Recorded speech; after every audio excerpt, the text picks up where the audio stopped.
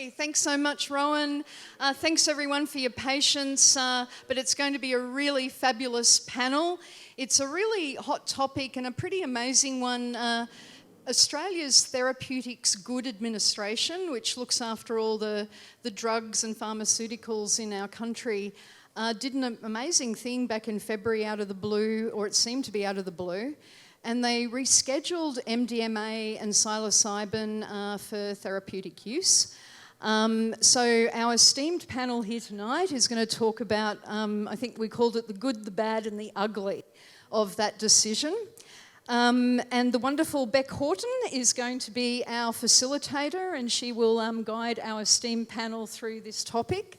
And Bek is no stranger to MardiGrass. She's spoken here many times over the years and was a wonderful advocate for basically for veterans and using medical cannabis for PTSD, and started Weeded Warriors. And she's also had many years' experience in the legal cannabis industry in the USA. She's definitely an advocate for drug law reform, but is also someone very much interested in the therapeutic use of cannabis and other drugs. So thank you very much, guys. I'll hand it over to you, Bek. Thanks, Kath. All right, so we do have a great panel here tonight. Starting with Dr. Karen Hitchcock. Dr. Karen is a specialist physician and fellow of the Australian Royal College of Physicians. She worked in major metropolitan hospitals for 15 years before moving into private practice. Dr. Hitchcock was one of Australia's first authorised prescribers of medicinal cannabis. She is currently a trial therapist in the St Vincent's Hospital end-of-life psilocybin trial. Dr. Hitchcock holds a PhD in English literature and is an award-winning writer of fiction and non-fiction focusing on medicine and society. She has written 3 books and has been a columnist and essayist for the monthly magazine since 2012. Thanks, Karen.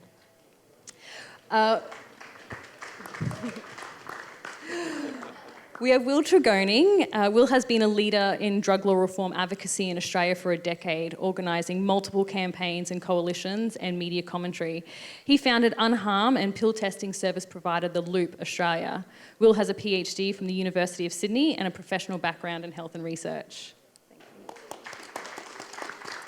We have Micha Lerner. Micha has worked for more than 25 years in diverse roles and a broad range of clinical settings, including lecturing at Bond University and researching the effects of psychedelic medicines.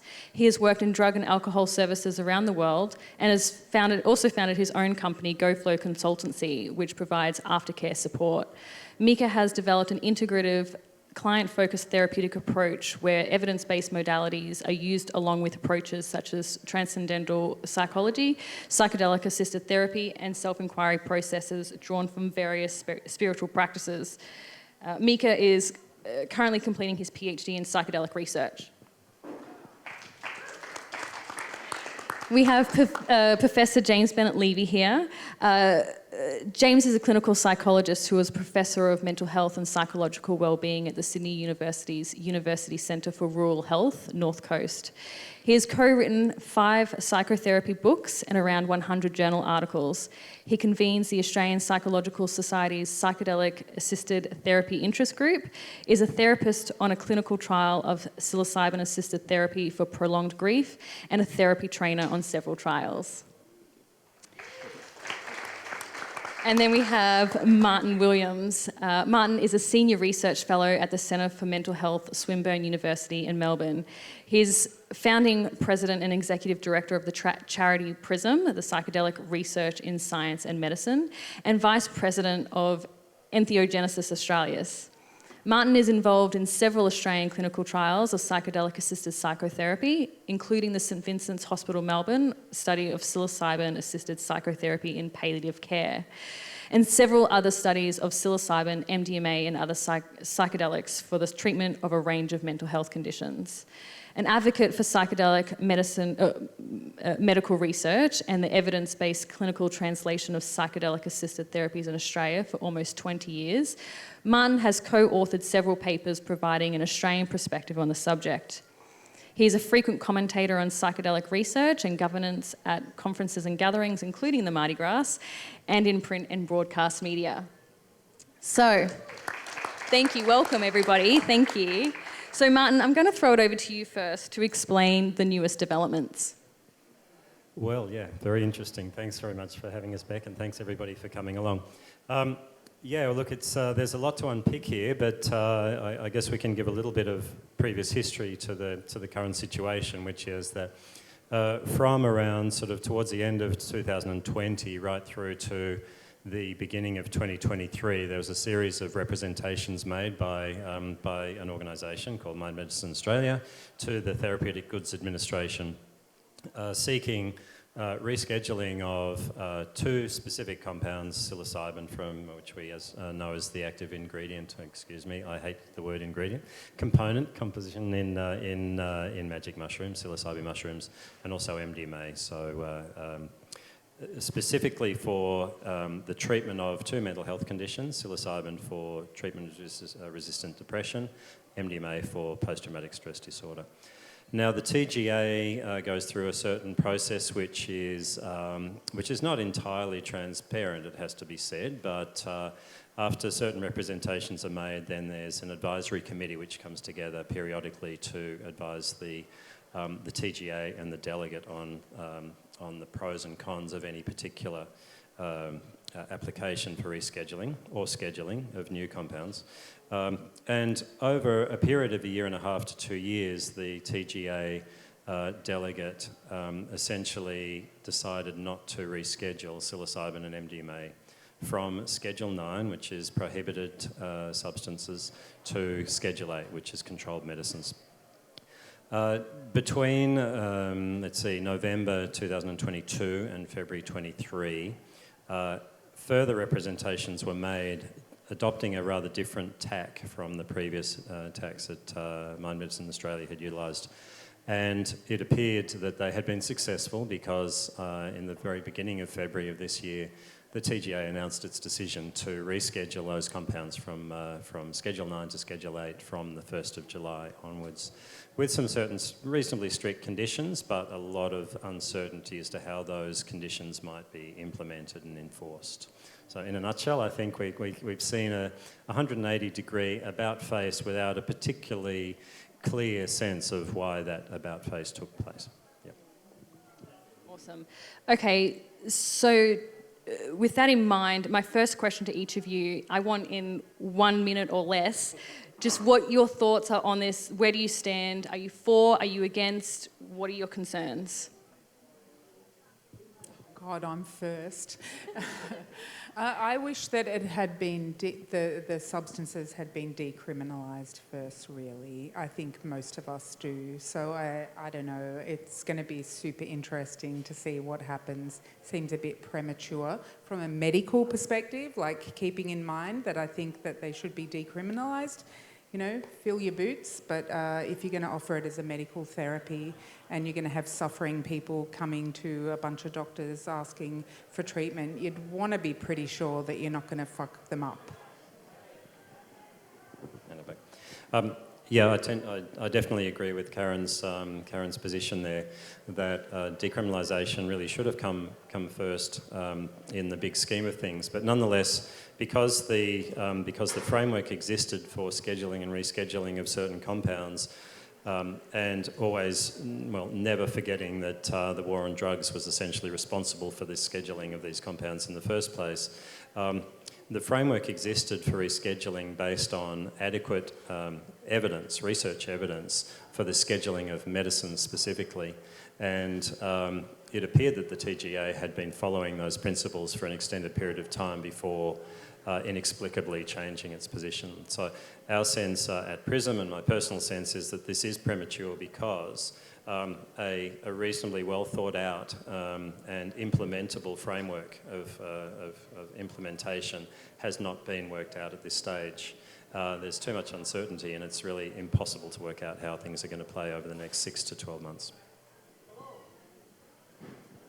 My perspective is primarily on the campaign side of thing. I'm a doctor, but I'm a doctor of philosophy. I've got no clinical expertise at all, so I won't make comments around that area. But I think this shows, this is an example of how political change happens, that Mind Medicine Australia was able to bring the political lobbying firm Hawker Britton in to support them around this most recent pitch at the Therapeutic Goods Administration, and it's that capacity to mobilise the kinds of people with the expertise and the networks within Canberra, in this case, as well as other people whom Mind Medicine Australia were able to bring into the discussion, like their board member Andrew Robb, a former member of the a former federal member of Parliament for the Liberal Party.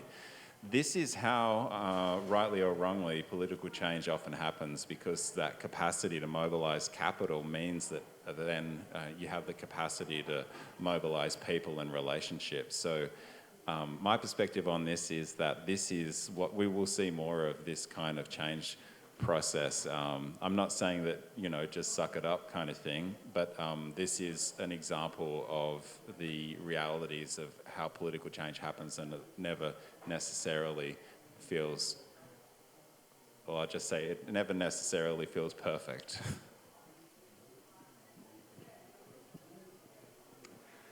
Yes, a little over 2 years ago, 10 of us, all of whom were involved in research in psychedelic trials, Martin was one of them, held a series of workshops to ask the question, how do we get from clinical trials to community clinics?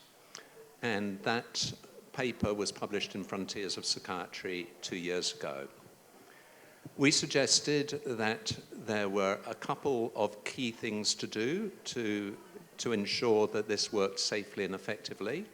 And the first of those was to have an advisory council to government around psychedelics, which would be consist of researchers, clinicians, pharma companies, etc., and that this was a prerequisite to any decision the TGA might make regarding rescheduling. We also, in terms of submissions to the TGA, said precisely this, including the paper. No notice was taken of this, quite clearly, and what we have is the TGA making a decision in February and everybody trying to play extreme catch-up before rescheduling happens on July the 1st. And at this point in time, we really do not know what that looks like at all.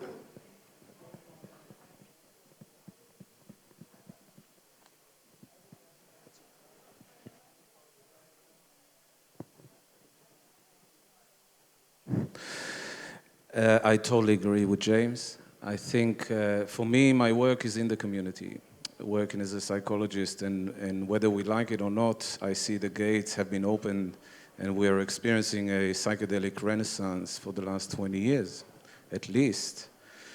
And the challenges remain the same. In my work, I see that the community is not necessarily waiting for the scientific research. They're doing it themselves.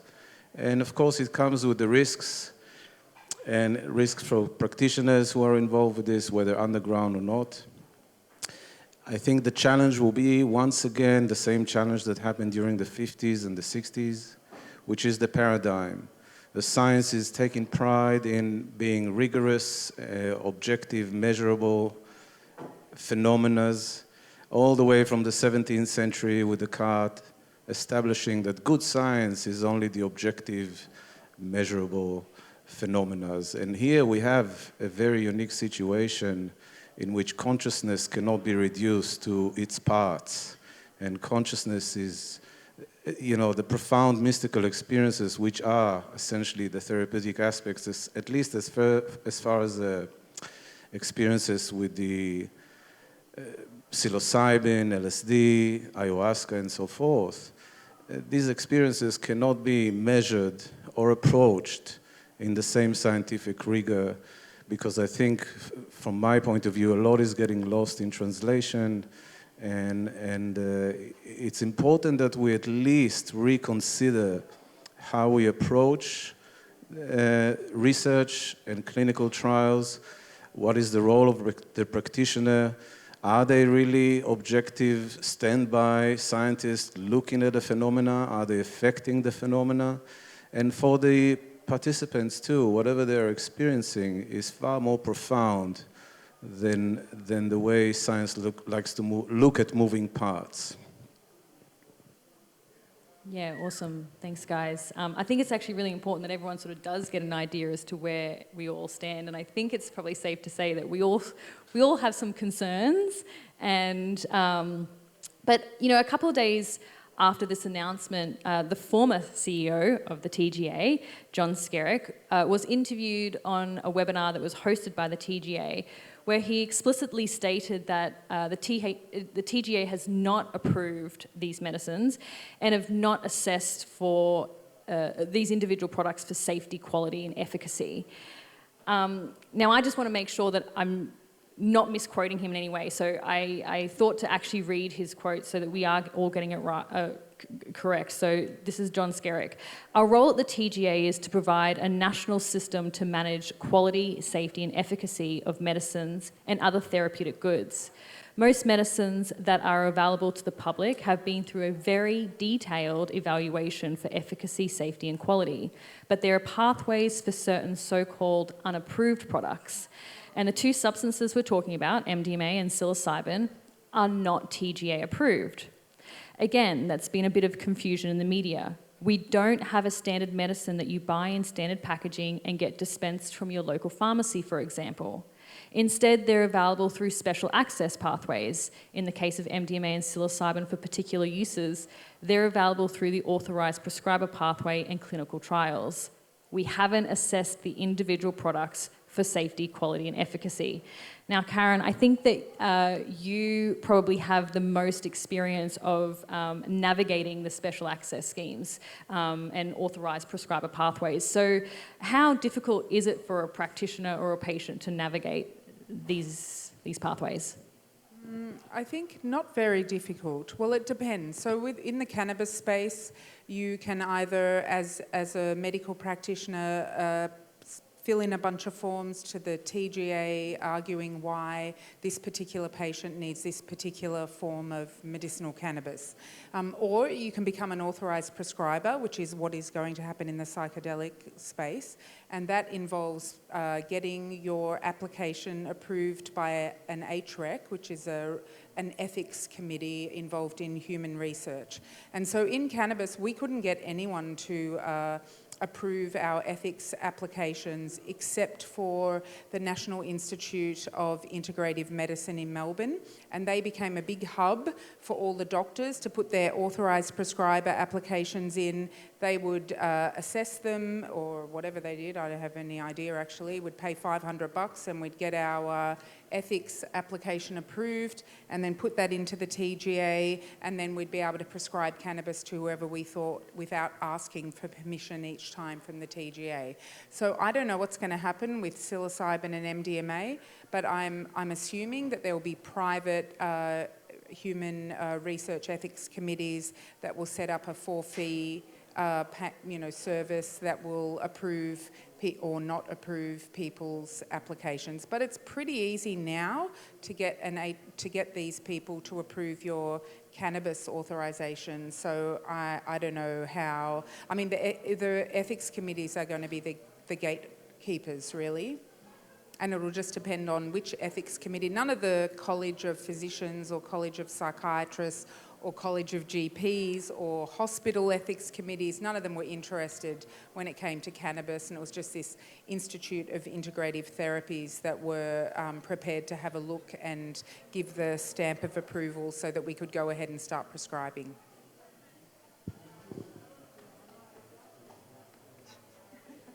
Thanks. So, as I understand it, and correct me about this, Karen, if I'm wrong, it goes to, the ethics committee that is paid $500 or whatever it is. I'm assuming that once that ethics committee has been found, then a lot will go through that ethics committee. Then, as I understand, it has to go back to the TGA for final approval. Is that right? What does that process look like? I don't actually know. It's not transparent in any way. But as far as I can understand, as long as a Human Research Ethics Committee stamps it, then it's kind of like they take responsibility for it.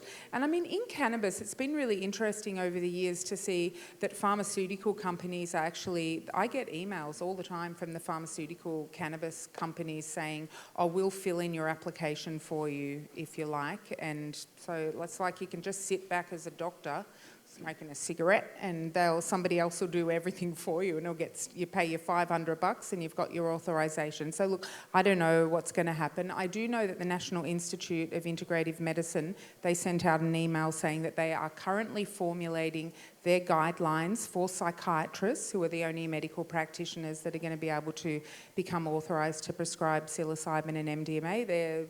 And whether or not those guidelines are going to enforce particular kinds of psychotherapy that goes along with it, particular places that you administer the medications or whatever.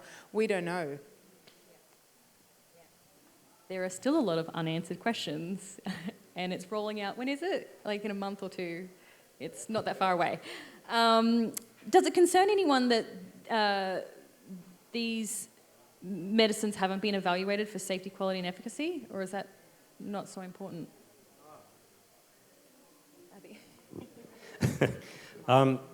Well, I think there's been a certain amount of research done to date, which has more or less established safety and to a degree efficacy, but essentially, for better or worse, and we should be aware of the shortcomings of the clinical trial system as a means of establishing efficacy.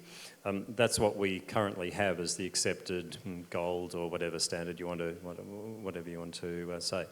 So to this point, safety is quite well established in certain contexts, not necessarily all. Efficacy much less so. And it's also, I think, worth noting that the TGA is only approving psilocybin for one mental health condition, treatment-resistant depression, and MDMA for one condition, post-traumatic stress disorder, at this particular point. And there's essentially no scope at this stage for off-label use of these, because there is in fact no label associated with these compounds. That's the key. Medicine's approval is a whole nother process, which is a very expensive process and much more extensive and intensively investigated, and that is almost certainly going to be further down the track. So I guess we'll have to wait and see in that regard. So for more than 50 years, as Schedule 9 drugs, we've been told that MDMA and psilocybin they're dangerous drugs, they have no medicinal value, we've criminalised those who've used them, and they've been inaccessible for clinical trials and research. So my burning question, and I think it's going to start at you, Micha, is if patients haven't had access to these medicines and have only had the option for pharmaceutical drugs, talk therapy and electroshock therapy, are patients really treatment resistant, or are they treatment deprived? Or maybe it's the therapist failing and it's not treatment resistance. I don't know. Honestly, I think that what we call treatment resistance, someone who's tried everything, all the medicines and whatnot, it goes back to what I talked about before. I'll take, for example, a war veteran with a PTSD or severe PTSD. That PTSD is not, again, reduced to little parts of what PTSD represents and ticking off the boxes. His PTSD can be extremely unique. Maybe he's got religious beliefs about killing people. Maybe he got connected with the local community. And so the level of distress is often misdiagnosed and assessed as to what does it actually mean for that particular human being, and why do we deem them at the end of the day as treatment resistance is maybe the equivalent of, they just experience some extreme levels of distress, in which reducing a disorder of a mental health kind into a brain disease, a brain disorder, something that we can fix with medicine, of the psychiatric medicines type of care, and we look at it and it's failing in some cases. It's not helpful. And when people are in extreme depression, we know that from studying psilocybin, the ruminating, the inability to get out of this get out of this thinking process is is profound. So then talk therapy is out of the question. They cannot do talk therapy and gain benefits from it. They're stuck. So everywhere they go, they're stuck. And then you have a profound mystical experience via psychedelics or an MDMA that drops their defense mechanisms. And when that happens, it floods. The trauma is flooded and everything comes out and they're at least able to access it.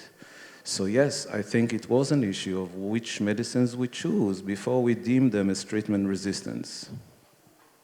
Awesome.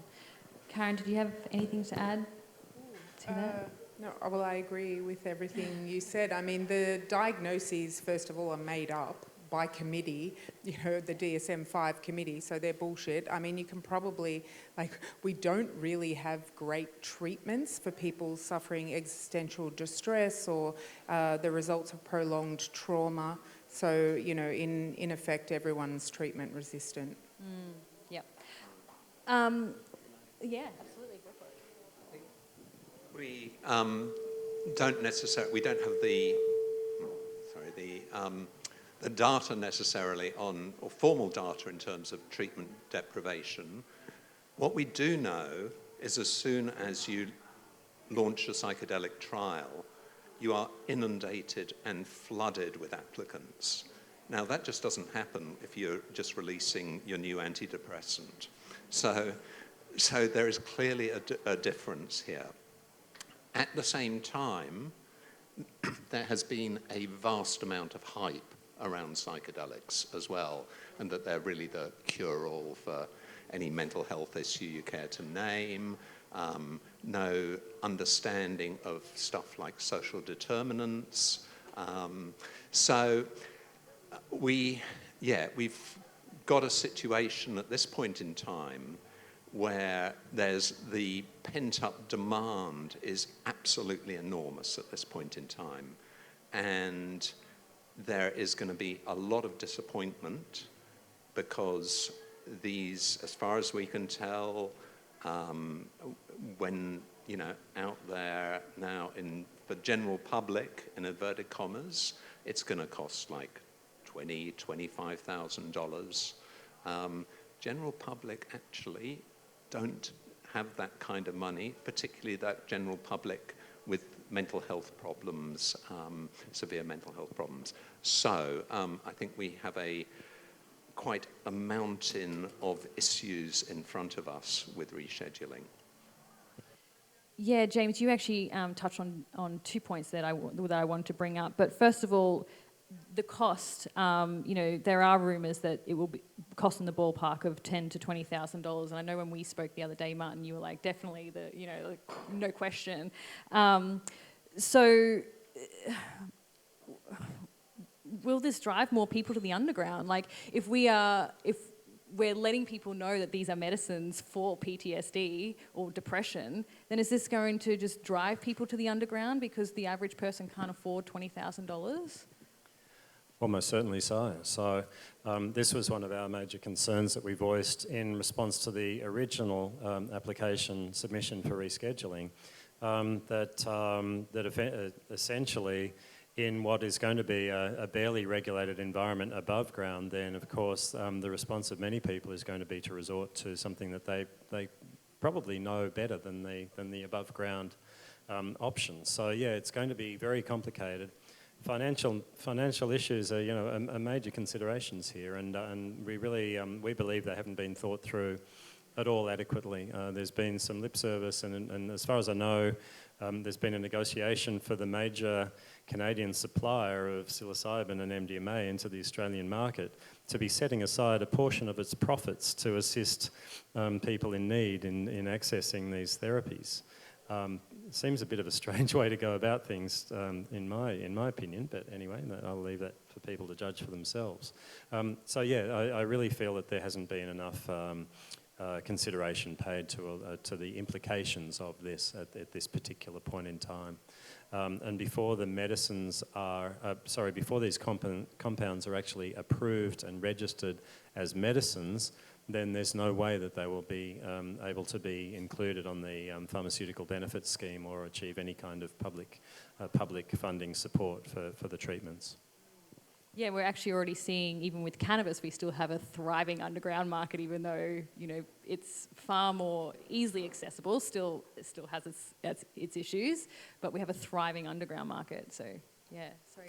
Well, I was just going to say that something that I think about a lot about the issue of money is that I worked for years in a public hospital with the obesity surgeons, and they also had side practices, all of them in the private system, where they would get lower middle class people who would access their superannuation on a compassionate ground to get these surgeries to cut their stomach or put a block on their esophagus or whatever. And I'm sure that's going to happen here. And it's just sort of like, it's a bit risky, these people tapping into 20 or 30 grand of their, you know, hard-earned superannuation for a treatment that may or may not help them. I mean, we think that these compounds are going to cure everything, but the real issue is that our mental health problem that we have in society is a social health problem. Like, we live in this really toxic way, and that's why like 50% of middle-aged women in Australia are on antidepressants and are no happier for it. So I just don't see how, you know, spreading psilocybin and MDMA amongst the, you know, the community is going to help this. I mean, they can help you see your life differently, but unless you have the capacity to actually change your life in accordance with what you now see, which the vast majority of people don't, psilocybin's not going to pay your mortgage or stop your kid from having ADHD or whatever else is fucking up your life. So I just it's really difficult given the media hype that this is going to cure everything in society. That was actually another point, was about the risks and the harms, and I see that as being one of the biggest risks, is that everyone's going to be like, I've tried everything else, this is the last thing, you know, and then it doesn't work. Yeah, so are there any other risks or harms that we're considering here?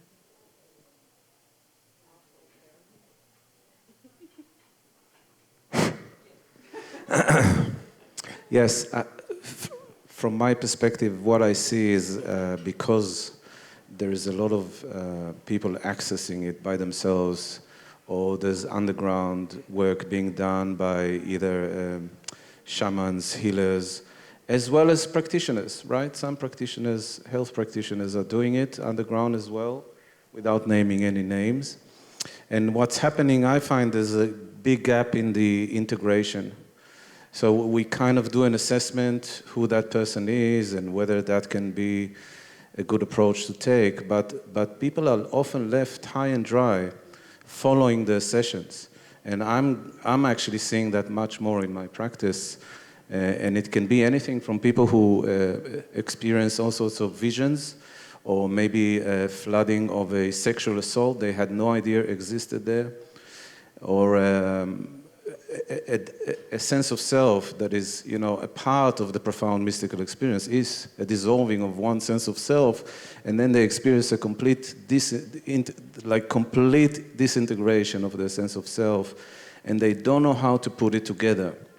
And it's all nice and fine to go to an ayahuasca session in a group and be kind of reserved about expressing what's really going on for you, and maybe what was going on for you was kind of pleasant and okay, and sometimes weeks after the experience things start to break down, and I'm hoping to see a bit more follow-up to all practitioners, if there are some in the room here, whether you book in sessions, follow-up sessions, you allow contact with your clients, you refer them onwards, but not just to leave them high and dry with no interpretation to what they experienced, saw, and felt.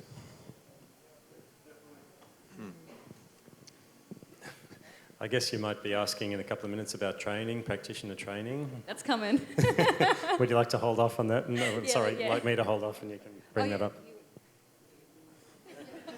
I just wanted to build on what Karen said, which I think is a really important point. There's been a multi-decades campaign in which pharmaceutical companies have been a key actor to convince people that mental health disorders are their own fault or are an individual phenomenon that are your own thing that has to be dealt with through reduction of stigma and through individual counselling and in some cases psychiatric medications. It's a way of obscuring exactly what Karen's talking about, that there are social conditions that are creating this phenomenon. It's not just a coincidence that you and many other people like you are experiencing these kinds of disorders. It's from the experience of living in a society that's primarily oriented towards capital and capital growth, not towards humans and human well-being in the context of their ecologies. That's the reality of what we're living in. And if you think that psychedelic assisted therapy is going to introduce some new social structure, new ecological consciousness, well, forget about it. It's not, this like anything else is going to be hugely adaptable to capital, and we'll see that as, and we're already seeing that as massive amounts of investment come in. So if you're hoping for some sort of social transformation driven by psychedelics, the best thing that you can do is focus on social justice.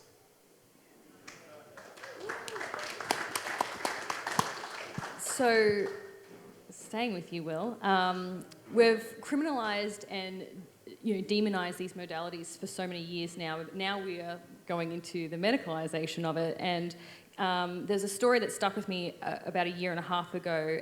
Someone was telling me that there was a young man in his early 20s, diagnosed with depression, had been down, had taken the antidepressants. They weren't working for him, so he went wild foraging for mushrooms and was then caught by the police and was then facing 15 years in prison.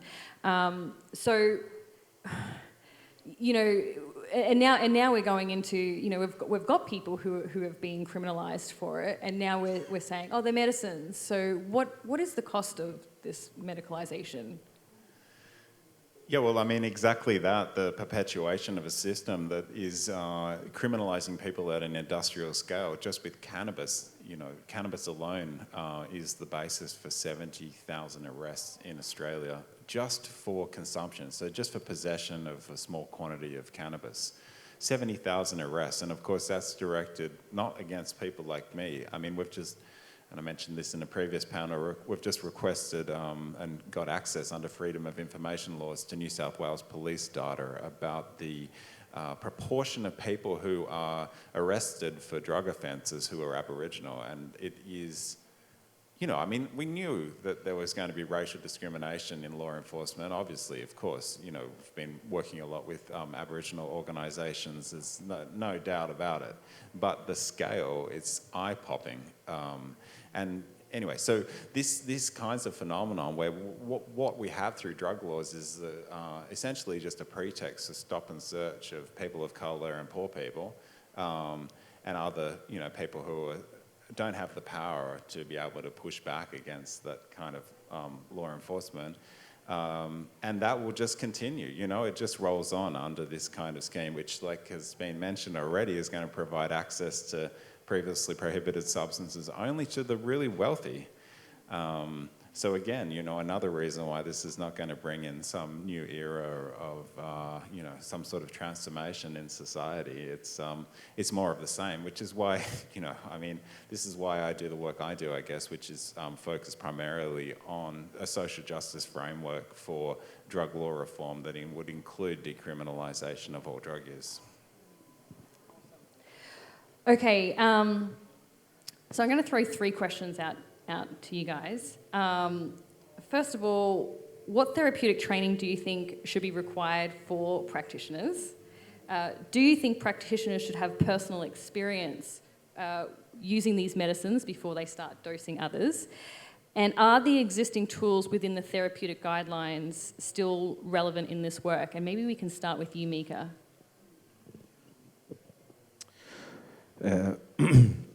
For me, 100%. I would be really concerned if the level of training some practitioners will go through will be similar to doing a cognitive behavioral therapy course and learning a manual. And it is once again, the definition of these experiences are that they're ineffable, in the sense that they cannot be described in words, they can only be experienced. For me, to have a practitioner who has not, at the very least, had some experience with psychedelics would be, I think, dangerous. Because one goes through the dark night of the soul and confronts quite a lot of things during the psychedelic journey. And if you again reduce it to some objective measures and data and try to decipher what they're experiencing with the tools and not knowing internally how it feels like and what it's all about, there's a serious gap there that can be dangerous to clients. Martin, did you want to add something about the therapeutic... What therapeutic training do you think should be required for practitioners? Yeah, it's an excellent... I was really appreciating what Micha said just a moment ago. But I think there's an extra dimension to that because it's broadly known in the therapy community that the experience that somebody has on psilocybin with certain mental health conditions can be very, very different from the experience that people can have without those conditions. And so it really is a very, very personal sort of journey. And so unless somebody can completely put themselves in somebody else's shoes, then they're only going to be able to relate to a certain degree, which is a sort of a self-limiting sort of thing. So it's a very interesting thing, and I don't have an answer to that at all. On the other hand, a medical degree, for example, as I'm sure Karen will attest, also doesn't particularly well prepare you for a lot of these things. And so even though you might have a certain degree of training in psychotherapy and in pharmacotherapy, it's a very complex sort of thing. So I wish I had a better answer than that. All that said, and I mentioned this in my talk earlier today, that it appears at this stage that apprenticeship and on-the-job training and working with somebody who is more experienced in the space and then working with them to guide somebody else or facilitate somebody else's experience could well be the best way to go about this. Personal experience, I've had not my own personal experience, although I have, but my feeling is that on the based on personal experience, many people can at least be compassionate, they can empathise with the experience that somebody else is having. For that reason, I'd strongly encourage all psychiatrists to take quetiapine if they're going to be prescribing Seroquel, which is a very interesting, complex, and in many ways horrible drug. Anyway, so back to the training.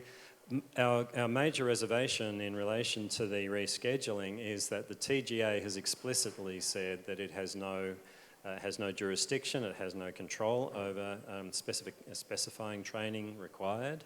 And meanwhile, the College of Psychiatrists in particular and the APS, the Australian Psychological Society, are also not really stepping up to provide training. So having created something of a vacuum, the one organisation we've mentioned before has been busy trying to fill it with, frankly, an totally inadequate solution.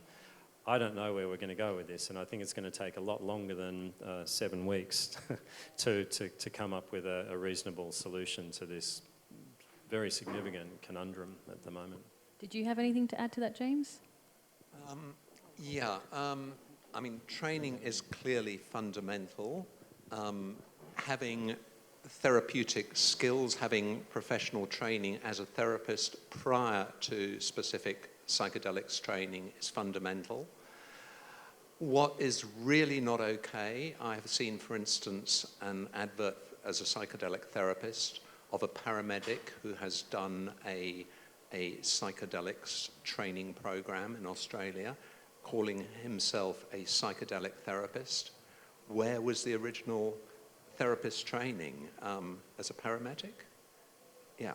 So, we really have to look at this. I just want to echo what Martin was saying in terms of the apprenticeship model. Of course, clinical psychology, psychiatry, the clinical supervision is fundamental to learning, fundamental. So there has to be, clinical supervision by somebody who actually has experience in the space if you really want to kind of, get good therapists at the other end.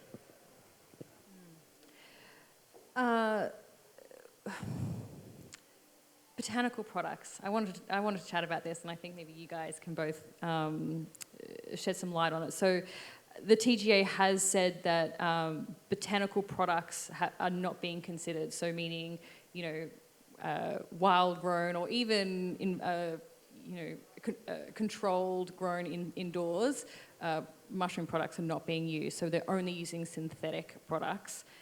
What are your thoughts? Do you feel like this is the best way to be going? I'm mystified by this because essentially if they're choosing not to regard them as or approve them as medicines at this particular point, then what's the difference, essentially from a quality control point of view between what has been produced in a laboratory to pharmaceutical grade standards, but nonetheless still doesn't conform to the requirements for medicine because it hasn't gone through the formal processes of assessment for safety and efficacy. So frankly, I'm mystified by it.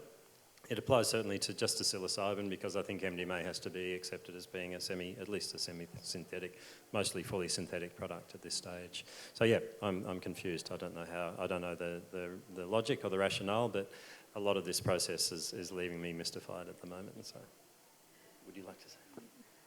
Did anyone have anything else to add? No? I think mystification is the name of the game right here. Can I just add a quick thing? Again, I'll say this every time, I'm not that sort of doctor, but this kind of messiness, I think, was inevitable. And I think Mind Medicine Australia ran what is a strategically very clever campaign. This is a hard job to do, what they did. And it was based on, being able to bring in really smart people. The organisation who helped them around this first phase is called, I mentioned before, Hawker Britain. They're a very well established lobbying company with strong ties into the Labor Party in particular. But, they played both sides of the aisle. They had, as I mentioned again, Andrew Robb on their board, as well as other people who were able to connect with essentially systems of power in a really effective way. And it's very often the case with political change that the wins feel compromised. Very rarely are there wins in campaigning where the people who are driving the agenda feel like they got what they want. You could pick any issue. I mean, decriminalisation of abortion, for example. In one sense, on the distant observer, it would seem like those campaigns have been won. But if you're close to the issues, then the actual detail of the legislation is extremely limited. And I think in campaign world, you're constantly dealing with that. The wins are never great. Like, they never feel great because you never get everything you want. And I think this is very much like any other thing in that regard. It was always going to be a bit of a mess. I mean, I'm still concerned about what might happen if there's a kind of process like what happened in the 50s and 60s, where a certain licentiousness, I guess, around the use of psychedelics in therapeutic settings and then in settings around those out in the wild, contributed to inhibiting the ongoing use of psychedelics in that context. Yeah, that's a real worry. But it's sort of like, in my view, it's like, okay, this is messy. Now we just have to tidy up that. No, not me. It's not my issue. But you just got to kind of deal with the mess and do the best to kind of muddle through an imperfect situation, because imperfection, unfortunately, is the reality, the norm. So with this change from Schedule 9 to Schedule 8 with conditions, there's an interaction between the state and territory drug laws, and the TGA has stated that they are working closely with the states and territories with this decision.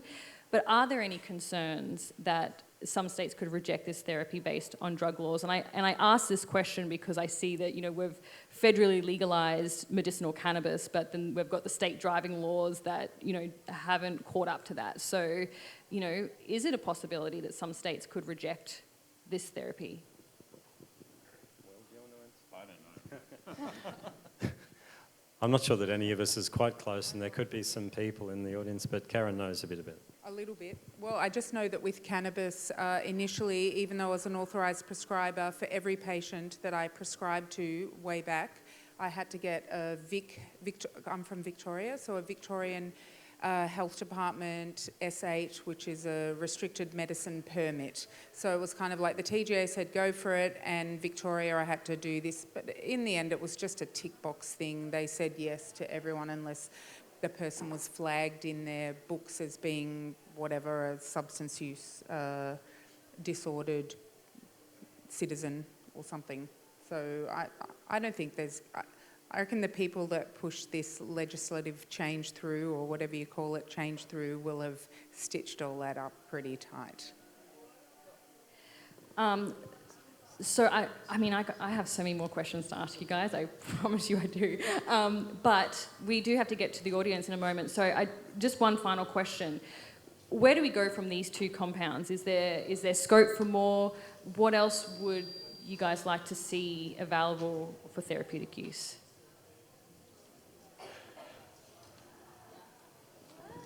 2CB.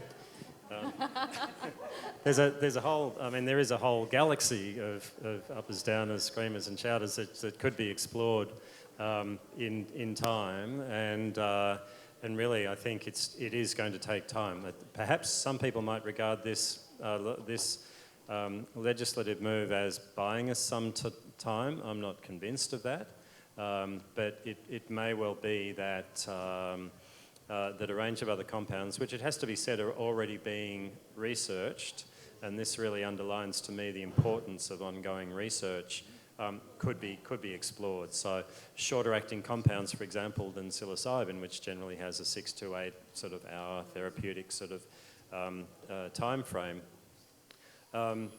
For example, an N-dimethyltryptamine, administered without a harmful alkaloid to extend the effects and so on, could be very efficacious in certain situations. But we just have to find out. We do have to do a degree of research. We can't just keep sucking it and see. Because although there's a lot of sort of anecdotal evidence, that doesn't actually still quite cut it as in terms of approval of new medicines in the fullness of time. So look, there's plenty of scope. I know that there's already interest in 5-methoxy-DMT and NMDMT in other analogues of MDMA, for example, and so there's active research that's already underway there globally, and soon to be in Australia. I can tell you that too. So yeah, look, I think there's lots of potential. We just need to see it play out. Cool.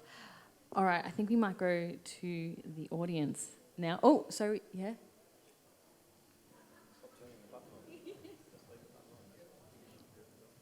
Yeah, I was going to say, please put your hands up if you'd like to ask a question, and wait until I get to you with the microphone. Thank you. Just wanted to say one thing about more substances potentially for the use, and also more disorders, because there were, back in the day, a lot of promising results in the field of addiction, and that is my field. So to re-establish research on ibogaine and opiate addictions, to re-establish research on addiction in general for alcoholism and whatnot, and not just to limit it for treatment-resistant depression and PTSD would be nice to see. Awesome. So we'll go to the audience. First question. We have one here. Oh, hi. My question is around intention. So if you're using MDMA or psilocybin therapeutic...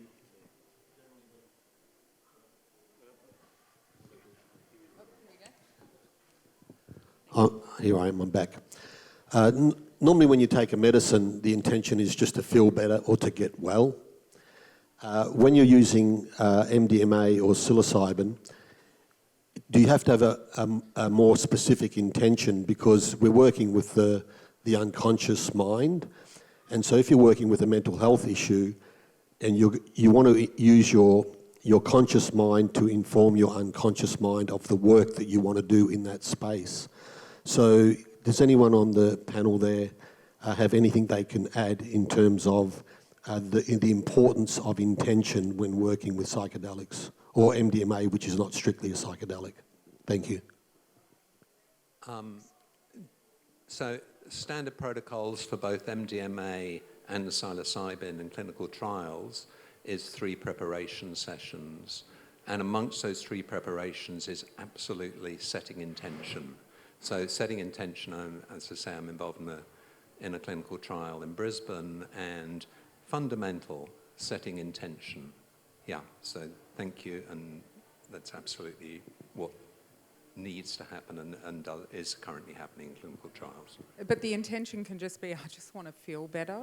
So it doesn't really, like, you just, in my experience with the patients, you just have to say, just trust that you'll go where you need to go. And because really, how can you can't control it. Do you not think? Absolutely. And at the same time,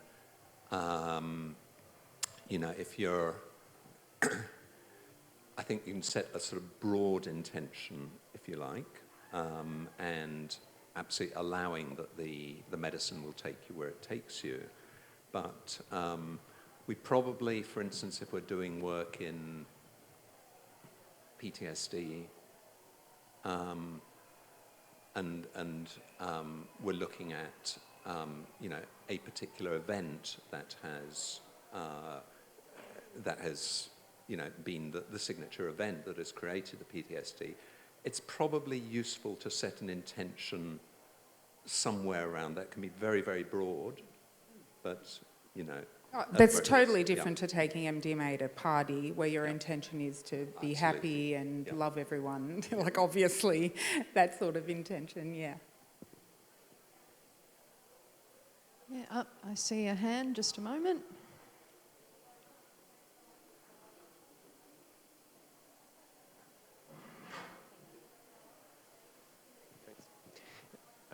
Thanks for the really interesting discussion. I'm just wondering about if there's any information about becoming an authorised prescriber.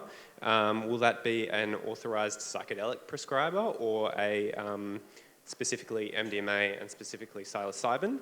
And is there any indication that the prescriber also has to be the practitioner? I think it's for both substances, not sure. And what was the second part of the question? I beg your pardon? Oh, yeah, so that's still up for debate. So there is some fear that you have to be a psychiatrist. No one else can prescribe. And there is some fear that there will be the psychiatrist who runs the clinic and has like 10 rooms with, you know, lower paid mental health practitioners with a patient in each room, and the psychiatrist just goes and does the prescribing. But I don't think anyone knows the answer to those questions yet. Would you agree? Oh, yeah. Just coming up towards you.